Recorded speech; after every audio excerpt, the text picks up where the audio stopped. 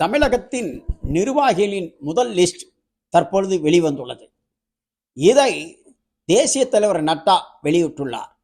இதற்கான அறிவிப்பை தமிழக மாநில தலைவர் நயனார் நாகேந்திரன் வெளியிட்டுள்ளார்.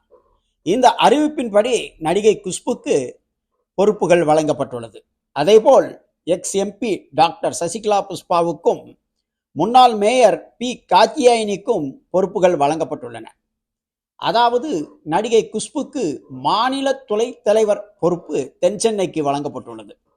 அதேபோல் மாநில பிரிவு அமைப்பாளர், இணை அமைப்பாளர், மாநில அலுவலக செயலாளர், மாநில சமூக ஊடக அமைப்பாளர், மாநில தகவல் தொழில்நுட்ப அமைப்பாளர், மாநில தலைமை செய்தி தொடர்பாளர், மாநில ஊடக அமைப்பாளர், மாநில பொதுச் செயலாளர், மாநில செயலாளர்கள், மாநில தலைவர் இளைஞர் அணி, மாநில தலைவி மகளிர் அணி, மாநில தலைவர் எஸ்சி எஸ்டி பிரிவு, விவசாய அணி, மாநில தலைவர் சிறுபான்மை அணி என பல்வேறு அணிகளுக்கான பொறுப்புகள் அறிவிக்கப்பட்டுள்ளது.